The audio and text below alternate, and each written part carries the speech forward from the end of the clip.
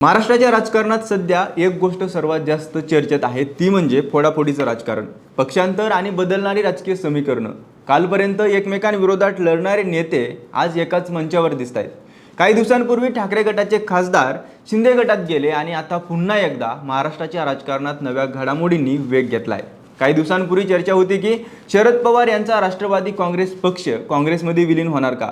त्या चर्चा मागे पडत नाही, तोच आता आणखी एका नव्या चर्चेने जोर धरलाय. शरद पवार यांच्या राष्ट्रवादी काँग्रेसमध्ये सध्या दोन वेगवेगळे मतप्रवाह तयार झालेले दिसत आहेत.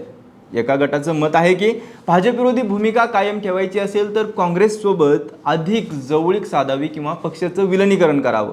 तर दुसऱ्या गटाचं म्हणणं आहे की सतत विरोधी बाकावर बसून राजकारण करून उपयोग नाही. सत्तेत गेल्याशिवाय मतदारसंघातील कामं होत नाहीत. त्यामुळे महायुतीसोबत जाण्याचाही पर्याय विचारात घ्यायला हवा. आता प्रश्न असा आहे की शरद पवार नेमकी कोणती भूमिका घेणार? पक्ष विचारधारेच्या मार्गावर चालणार की सत्तेच्या राजकारणाकडे वळणार? हे दोन मतप्रवाह केवळ अंतर्गत चर्चा आहेत की भविष्यातील मोठ्या राजकीय भूकंपाची चाहूल? आणि सर्वात महत्त्वाचं म्हणजे महाराष्ट्रात आणखी एका मोठ्या पक्षफुटीची नांदी तर नाही ना? या सगळ्या प्रश्नाची उत्तरं जाणून घेणार आहोत या व्हिडिओच्या माध्यमातून. नमस्कार, मी अमोल जाधव आणि तुम्ही पाहताय लगाव बत्ती. सर्वात आधी गेल्या काही महिन्यात घडलेल्या घटना पाहूयात. काही महिन्यांपूर्वी म्हणजेच स्थानिक स्वराज्य संस्थांच्या निवडणुकीच्या वेळी महाराष्ट्राच्या राजकारणात सर्वात मोठी चर्चा कोणती होती तर अजित पवार आणि शरद पवार हे दोघे काका पुतणे एकत्र येणार आणि पुन्हा एकदा राष्ट्रवादी एकसंघ होणार. अनेक नेत्यांच्या वक्तव्यामुळे या चर्चांना जोर आला होता. दोन्ही गटांमध्ये भेटीगाठी सुरू असल्याच्या बातम्याही समोर आल्या होत्या. मात्र त्यानंतर घडलेल्या घटनांनी राजकीय चित्र पूर्णपणे बदललं. अजित पवार यांच्या अपघातानंतर दोन्ही राष्ट्रवादी एकत्र येण्याच्या चर्चा मागं पडल्या. त्यानंतर नवीन चर्चा सुरू झाली, ती म्हणजे शरद पवार यांचा पक्ष काँग्रेसमध्ये विलीन होणार का? विरोधी मतांचं विभाजन टाळण्यासाठी हा पर्याय पुढे येत असल्याचं बोललं जाऊ लागलं. पण त्याच दरम्यान एकनाथ शिंदे यांच्या ऑपरेशन टायगरची चर्चा सुरू झाली. ठाकरे गटाचे 6 खासदार शिंदे गटात गेल्यामुळे महाविकास आघाडीवर मोठा मानसिक दबाव निर्माण झाला. विरोधी पक्षांमध्ये पुन्हा फुटीची शक्यता चर्चेत आली आणि त्यानंतर शरद पवार यांच्या पक्षातील अंतर्गत हालचालीकडे सर्वांचं लक्ष गेलं. आणि आता राष्ट्रवादी काँग्रेस शरद पवार गटात दोन वेगवेगळे मतप्रवाह तयार झालं असल्याचं सांगितलं जात आहे. पहिला मतप्रवाह काँग्रेससोबत जाण्याचा आहे. या गटाचं म्हणणं आहे की भाजप विरोधी विचारधारा कायम ठेवायची असेल तर विरोधी मताचं एकत्रीकरण केलं पाहिजे. स्वतंत्र लढण्यापेक्षा काँग्रेससोबत अधिक मजबूत राजकीय एकत्रीकरण झालं तर भविष्यातील राजकीय अस्तित्व टिकवणं सोपं जाईल. महाविकास आघाडी ही अधिक मजबूत होईल आणि भाजप विरोधी मताचं विभाजन टाळलं जाईल, असा या गटाचा युक्तिवाद असल्याचं बोललं जाते.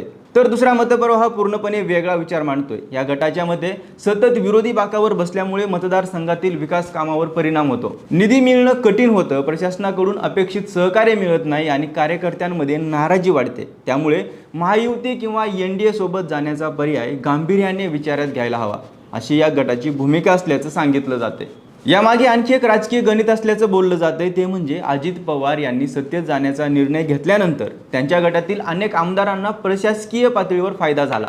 त्यामुळे शरद पवार गटातील काही आमदारांनाही भविष्यात सत्तेत सहभागी होण्याची इच्छा असल्याची चर्चा जोर धरते. पण इथेच एक मोठा प्रश्न निर्माण होतो, कारण शरद पवार यांचं संपूर्ण राजकीय आयुष्य भाजप विरोधी भूमिकेभोवती फिरत आले. धर्मनिरपेक्षता, सर्वसमावेशक राजकारण, संघराज्य व्यवस्थेचं संरक्षण आणि लोकशाही संस्थेचं जतन हीच त्यांची कायमची भूमिका राहिली. त्यांनी अनेकदा भाजपवर केंद्रीय यंत्रणाचा गैरवापर केल्याचा आरोप केलाय. वॉशिंग मशीन राजकारणावरही त्यांनी जोरदार टीका केली. भ्रष्टाचाराचे आरोप असलेले नेते भाजपमध्ये गेले की त्यांच्यावरची कारवाई थांबते, अशी उपरोधक टीकाही त्यांनी अनेकदा केली आहे. एवढंच नाही तर 2019 मध्ये भाजपला सत्तेपासून दूर ठेवण्यासाठी काँग्रेस आणि शिवसेनेसोबत महाविकास आघाडी स्थापन करण्यात शरद पवार यांनी महत्त्वाची भूमिका बजावली होती. त्याच काळात अजित पवार भाजपसोबत गेले तरीही शरद पवार यांनी स्वतःची भूमिका बदलली नाही. त्यामुळे आज जर महायुतीसोबत जाण्याचा निर्णय घेतला तर त्यांच्या अनेक दशकांच्या राजकीय भूमिकेवरच प्रश्नचिन्ह उभं राहू शकतं. मात्र दुसरी बाजू ही तितकीच महत्त्वाची आहे. निवडणूक जिंकण्यासाठी आणि पक्ष टिकवण्यासाठी केवळ विचारधारा पुरेशी नसते.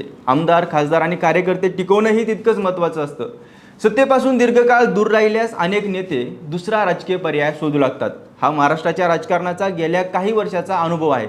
शिवसेना फुटली, राष्ट्रवादी फुटली, अनेक पक्षांमध्ये आमदार आणि खासदारांनी पक्षांतर केलं. त्यामुळे शरद पवार यांच्या पक्षातील काही नेत्यांनाही भविष्यातील राजकीय सुरक्षिततेची चिंता वाटत असल्याचं बोललं जाते. याच कारणामुळे दोन मतप्रवाह तयार झाल्याची चर्चा अधिक रंगली आहे. मात्र या सगळ्या चर्चेमध्ये एक महत्त्वाची गोष्ट विसरून चालणार नाही. शरद पवार यांनी स्वतः अनेकदा स्पष्ट केलं आहे की भाजपसोबत जाण्याचा कोणताही निर्णय घेतलेला नाहीये. काँग्रेसमध्ये विलिनीकरण होण्याचाही चर्चांना त्यांनी अधिकृत दुजारा दिलेला नाहीये. उलट पक्ष एकसंघ असल्याचा आणि कोणताही आमदार पक्ष सोडणार नसल्याचा विश्वास त्यांनी वारंवार व्यक्त केला आहे. म्हणून सध्या सुरू असलेल्या चर्चा या मुख्यतः राजकीय सूत्रावर आणि अंतर्गत चर्चावर आधारित आहेत. अधिकृत निर्णय अद्याप झालेला नाहीये. आता पुढे काय होणार? जर शरद पवार यांनी काँग्रेससोबत अधिक जवळीक साधण्याचा निर्णय घेतला तर महाविकास आघाडी अधिक मजबूत होऊ शकते. पण राष्ट्रवादीची स्वतंत्र ओळख धोक्यात येऊ शकते. आणि जर महायुतीसोबत जाण्याचा निर्णय स्वीकारला तर सत्तेचा मार्ग मोकळा होईल. मात्र त्यांच्या अनेक दशकांच्या भाजप विरोधी राजकारणावर प्रश्न उपस्थित होतील. म्हणून सध्या महाराष्ट्राच्या राजकारणातील सर्वात मोठा प्रश्न एकच आहे, तो म्हणजे शरद पवार विचारधारेसोबत जाणार की राजकीय वास्तव स्वीकारणार? पक्ष एकसंघ ठेवण्यात त्यांना यश येणार का? या प्रश्नाची उत्तरं पुढील राजकीय घडामोडीनंतर स्पष्ट होणारच आहेत. कारण शरद पवारांचा एक निर्णय केवळ राष्ट्रवादीच नाही तर संपूर्ण महाराष्ट्राच्या राजकारणाचं गणित बदलू शकतो. बाकी शरद पवार काय भूमिका घेतील, तुम्हाला काय वाटतं? तुमचं मत आम्हाला कमेंट करून नक्की सांगा. आणि अशाच राजकीय घडामोडी पाहण्यासाठी लगाव बत्ती या यूट्यूब चॅनलला सबस्क्राईब करायला विसरू नका.